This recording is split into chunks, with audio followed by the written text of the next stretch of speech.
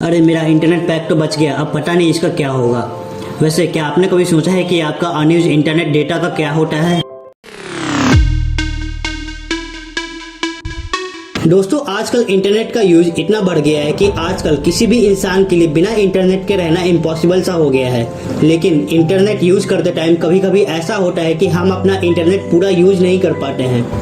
आखिर उस बचे हुए इंटरनेट का होता क्या है, चलिए जानते हैं।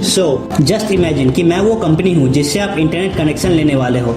लेट सपोज कि मेरे पास 100 GB है और आप मेरे पास आए इंटरनेट कनेक्शन लेने के लिए, और मैंने आपको प्रॉमिस किया कि मैं आपको मेरे 100 GB के कलेक्शन में से 2 GB पर डे यूज करने का एक्सेस दूंगा एट कॉस्ट ऑफ ₹2000।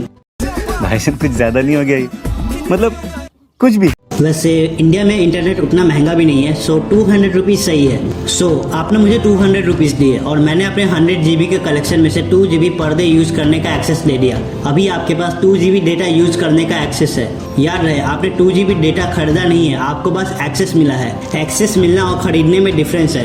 अगर आपने 2 GB डेटा खरीदा होता तो आप उसे स्टोर कर सकते थे और जितने दिन आप चाहे उतने दिन यूज कर सकते थे, जब तक कि आपका 2 GB डेटा फिनिश नहीं हो जाता। लेकिन बस आपके पास एक्सेस है तो उससे कोई फर्क नहीं पड़ता कि आपने 2 GB डेटा खत्म किया या नहीं, या फिर आपने बस 500 MB ही यूज किया हो, लेकिन आप बस उसे एक लिमिटेड टाइम तक ही यूज कर सकते हैं। जैसा कि आपके पास एक्सेस है 2 GB डेटा यूज करने का, आपने उसे खरीदा नहीं है, तो मान लेते हैं कि 1 GB डेटा आप यूज नहीं कर पाए, तो जो 1 GB अनयूज्ड डेटा है वो वापस मेरे कलेक्शन में रिटर्न हो जाएगा। तो अब अगर आपको उस डेटा को वापस यूज करना है तो मुझे वापस मनी पे करना पड़ेगा और आपको आपका एक्सेस वापस मिल जाएगा।